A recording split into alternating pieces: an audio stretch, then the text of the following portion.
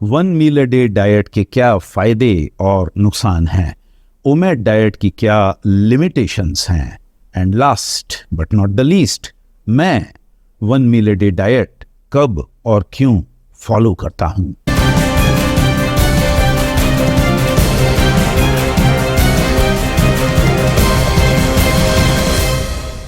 Hello and welcome to nourishing Kaka. अब यदि आप मेरे इस चैनल को फॉलो करते रहे हैं तो आप जानते ही होंगे कि मैं अक्सर फास्टिंग के बारे में काफ़ी बात करता रहता हूं और मैं ऐसे कई वीडियोस ऑलरेडी बना चुका हूं जिनमें मैंने fasting, water only fasting, intermittent fasting और ओमेड डाइट या वन मील अ डे के बारे में काफ़ी चर्चा की है।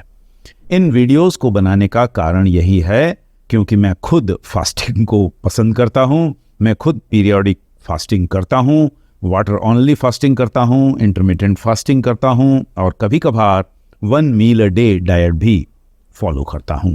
और इन वीडियोस में मैंने अक्सर एक्सप्लेन भी किया है कि इन सब फास्टिंग मेथड्स के अपने अपने फ़ायदे हैं और अपनी अपनी लिमिटेशंस हैं। और मैंने ये भी बताने की कोशिश की है कि जनरली अधिकतर लोग इंटरमिटेंट फास्टिंग बड़े आराम से कर सकते हैं, उन्हें कोई खास परेशानी नहीं होती। लेकिन वहीं वाटर ओनली फास्टिंग करने में कुछ लोगों को कुछ परेशानी हो सकती है, कम से कम शुरू में कुछ परेशानी हो सकती है। लेकिन जहां तक ओमेड डाइट या one meal a day diet का सवाल है, उसके बारे में मैंने चर्चा तो काफ़ी की है, लेकिन आज तक मैंने इसके बारे में कोई विशेष डिस्कशन नहीं किया कि इस डाइट को फॉलो करना आसान होता है या नहीं होता है। और परेशानी की बात यह है कि ओमेड डाइट एक बहुत ही सेक्सी लुकिंग डाइट है, लोग इसकी तरफ बहुत जल्दी अट्रैक्ट हो जाते हैं। तो इसलिए ये मेरा फर्ज बनता है कि मैं आपको इस डाइट के न सिर्फ फायदे गिनाऊं बल्कि इसे करने में क्या क्या मुश्किलें पेश आ सकती हैं उनके बारे में भी कुछ चर्चा करूं। और इसीलिए आज हम इस वीडियो में ओमेड डाइट के प्रोज और कॉन्स को जानने और समझने की कोशिश करेंगे। ओमेड डाइट के साथ सबसे बड़ी समस्या तो यही है कि जब आप एक ही मील पर एक ही सिटिंग में 2000 कैलोरीज खाने की कोशिश करते हैं तो इतना सारा भोजन, इतनी बड़ी क्वांटिटी आपके डाइजेस्टिव सिस्टम को शॉक कर सकती है। आपके स्टमक की साइज ज़्यादा बड़ी नहीं है। एक मनुष्य के स्टमक की कैपेसिटी लगभग 1.5 लीटर से 2 लीटर तक होती है और ये फुल कैपेसिटी होती है। इसलिए जब आप उसमें ठूस ठूस कर खाना भरते हैं तो वो ज़रूरत से ज़्यादा स्ट्रेस्ड हो जाता है आपका स्टमक, पुअर स्टमक, और तब उसकी वर्क एफिशिएंसी में कमी आ जाती है। ऑन द अदर हैंड, जब आप छोटे छोटे मील्स खाते हैं, ब्रेकफास्ट, लंच और डिनर, तब आपका स्टमक ज़्यादा कंफर्टेबल फील करता है और तब आपका स्टमक उन छोटे छोटे मील्स को आराम से हैंडल कर सकता है, या दूसरे शब्दों में कहे तो उन्हें डाइजेस्ट कर सकता है बड़े आराम से। और जैसा कि आप जानते हैं, स्टमक हमारी डाइजेस्टिव प्रोसेस में बहुत बड़ा महत्वपूर्ण योगदान देता है। और जैसा कि आप ये भी जानते हैं कि दुनिया के अधिकतर लोग माइंडलेस ईटिंग का शिकार होते हैं। माइंडलेस ईटिंग का मतलब है कि जब वे खाना खा रहे होते हैं तो उनका ध्यान टीवी देखने में होता है, आईपीएल मैच या वेब सीरीज देखने में होता है, या सोशल मीडिया फीड स्क्रॉल करने में होता है, या फिर ऑफ कोर्स अपने फैमिली मेंबर्स से, अपने मित्रों के साथ गप्पा गोष्ठी करने में होता है। और इन सब के चलते वे अपने भोजन को चबाना, मैस्टिकेट करना भूल जाते हैं, मी इंक्लूडेड। हम में से अधिकतर लोग खाने को जल्दी जल्दी, भोजन को बहुत जल्दी जल्दी खा लेते हैं, गल्प कर लेते हैं, गल्प डाउन कर लेते हैं।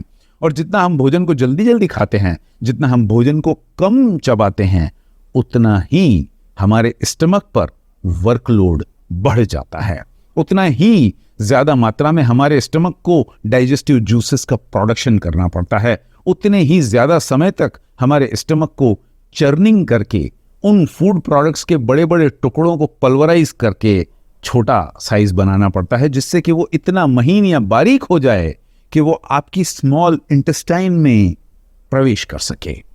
और जब आप एक दिन में 3, 4, 5 छोटे छोटे मील्स खाते हैं तो हमारे स्टमक पर वर्कलोड भी ग्रेजुअली पड़ता है। लेकिन जब हम एक 1 मील अ डे डाइट के चलते पूरी 2000 कैलोरीज एक ही सिटिंग में स्वाहा कर देते हैं, तो उससे हमारे स्टमक की कैपेसिटी फुल हो जाती है। वो इतना टाइट हो जाता है कि उसे डाइजेस्टिव जूसेस प्रोड्यूस करने में भी तकलीफ होती है, उसे चर्निंग करने में भी तकलीफ होती है। और इसीलिए इतना बड़ा मील एक ही समय पर खाने की वजह से 1 मील अ डे खाने वाले लोगों को डिस्कम्फर्ट, ब्लोटिंग और इंडाइजेशन की समस्या झेलनी पड़ सकती है। You must be aware of this. American journal of gastroenterology में प्रकाशित एक स्टडी में पाया गया था कि जब कोई व्यक्ति बहुत बड़े मील्स खाता है तो उसे गैस्ट्रोइसोफेगल रिफ्लक्स डिसीज होने का खतरा हो जाता है। गैस्ट्रोइसोफेगल रिफ्लक्स डिसीज को GERD या जर्ड या गर्ड भी कहा जाता है। 2000 कैलोरीज का एक बड़ा मील एक ही सिटिंग पर खाने का एक और खतरा यह भी है कि इससे हमारा ब्लड प्रेशर बढ़ सकता है, और इसी से एसोसिएटेड एक और खतरा है कि यह हमारे हार्ट पर वर्कलोड भी बढ़ा सकता है। और कार्डियोलॉजिस्ट का कहना है कि इन दोनों समस्याओं के चलते ये कार्डियोवैस्कुलर प्रॉब्लम्स को भी जन्म दे सकता है। You must be aware of this small point. Of course यदि आप महीने में 1-2 बार ओमेड डाइट फॉलो करते हैं तो उससे आपको कार्डियोवैस्कुलर प्रॉब्लम्स नहीं होने वाली हैं, लेकिन यदि आप डेली बेसिस पर इसे फॉलो करते हैं, कई महीनों कई सालों तक करते रहते हैं, तो ये रिस्क हो सकती है। इसके अलावा बहुत बड़ा मील खाने का एक खतरा यह भी है कि अगले 2-3-4 घंटों के लिए अक्सर आप ड्रॉजी फील करते हैं, आप अपने आप को थका हुआ फील करते हैं, और जनरली आप कोई भी महत्वपूर्ण काम अपने हाथ में नहीं लेना चाहते। ये बात मैंने खुद भी कई बार महसूस की है। मैंने अक्सर पाया है कि 2000 कैलोरीज का एक बड़ा मील एक ही सिटिंग पर खाने के बाद मैं खुद अगले 2-4 घंटों तक कोई भी ऐसा काम नहीं करना चाहता जिसमें मुझे दिमाग की ज़्यादा ज़रूरत हो या फोकस करने की बहुत ज़्यादा आवश्यकता हो। न्यूरोलॉजी जर्नल में प्रकाशित एक स्टडी में कहा गया था कि जब हम हाई कैलोरी मील्स खाते हैं, एक मैसिव मील खाते हैं, तो उनकी वजह से कॉग्निटिव फंक्शन में डिक्लाइन हो सकता है। पूरी 2000 कैलोरीज एक ही सिटिंग पर खाने की वजह से हमारा डाइजेस्टिव सिस्टम ओवरलोड हो जाता है, और तब हमारी पूरी बॉडी का ब्लड फ्लो डाइजेस्टिव सिस्टम के आसपास केंद्रित हो जाता है। इसके अलावा यदि कोई व्यक्ति ओमेड डाइट फॉलो करते वक्त काफ़ी मात्रा में जंक फूड खाता है, रिफाइंड कार्बोहाइड्रेट्स खाता है, मिठाइयाँ खाता है, तो इसके चलते उसके ब्लड ग्लूकोज लेवल्स में एक बहुत बड़ा जंप या उछाल आ सकता है, और फिर उसकी पैनक्रियास पर एक्स्ट्रा वर्कलोड पड़ सकता है। उसकी पैनक्रियास को एक बड़ी मात्रा में इंसुलिन का प्रोडक्शन करना पड़ सकता है। जहाँ तक मेरा सवाल है, मैं जब 1 मील अ डे खाता हूँ तो उसमें किसी भी जंक फूड के लिए कोई जगह नहीं होती। मैं अच्छी तरह से जानता हूँ कि मेरे स्टमक की साइज या कैपेसिटी लिमिटेड है, और यदि मैं उसमें जंक फूड भी डालूंगा, वड़ा पाव, कचौड़ियाँ, जलेबियाँ डालूंगा, तो फिर टॉप क्वालिटी कैलोरीज खाने के लिए, अच्छी क्वालिटी की दाल, सब्जियां और ड्राई फ्रूट्स खाने के लिए उसमें जगह नहीं बचेगी। और उसके साथ ही साथ जंक फूड खाने की वजह से ब्लड ग्लूकोज लेवल में और इंसुलिन लेवल में बहुत बड़ा जंप आएगा, जो कि हमारी सेहत के लिए ठीक नहीं होता। तो अब आप इस वक्त ये सब बातें सुनकर पूछ सकते हैं कि भाई साहब, अगर ओमेड डाइट करने में इतनी ज़्यादा तकलीफें हैं तो उसे फॉलो करने का आखिर फ़ायदा क्या है? वेल, ऐसा भी नहीं है कि इसे फॉलो करने का कोई फ़ायदा नहीं है। कुछ लोगों के काम का नेचर ही कुछ ऐसा हो सकता है कि उन्हें दिन में सिर्फ एक बार ही खाना खाने का मौका मिलता हो, तो उनके लिए फिर ये एकदम सही डाइट है। इसके अलावा जैसा कि मैंने कई अन्य वीडियोस में बताया है कि आज से 15,000 साल पहले हमारे बड़े बुजुर्ग लोग अक्सर 1 मील अ डे डाइट ही फॉलो किया करते थे मजबूरी में। आज से 15,000 साल पहले हमारे बड़े बुजुर्ग लोग हंटर गैदरर सोसाइटी का हिस्सा होते थे। सुबह घर से निकलकर पूरे दिन भोजन की तलाश में मारे मारे फिरते थे, और जब शाम तक कुछ फूड प्रोडक्ट्स उनके पास इकट्ठे हो जाते थे तो उन्हें पकाकर वे एक ही समय पर खा लिया करते थे। और ऐसा करते वक्त वे एसेंशियली देखा जाए तो ओमेड डाइट ही फॉलो कर रहे होते थे, और उस वक्त भी वे दबा कर खाना खाते थे, पूरे 2-3 हज़ार कैलोरीज एक ही सिटिंग पर ठोक देते थे। लेकिन यदि उस हालत में अगर उन्हें थोड़ा बहुत खाने के बाद हेडेक भी हो जाता था या उनका स्टमक थोड़ी देर के लिए डिस्टेंडेड हो जाता था, तो जैसा कि आप समझ सकते हैं वो लोग उस बात की चिंता नहीं करते थे। उनको तो खाना मिल गया, वही बड़ी बात है। अब ये तो हो गई उन हंटर गैदरर्स की मजबूरी की बात, लेकिन आज हमारे पास ऐसी कोई मजबूरी नहीं है, अधिकतर लोगों के पास नहीं है। फॉर एग्जाम्पल, फॉर्चुनेटली मुझे ऐसी कोई मजबूरी नहीं है।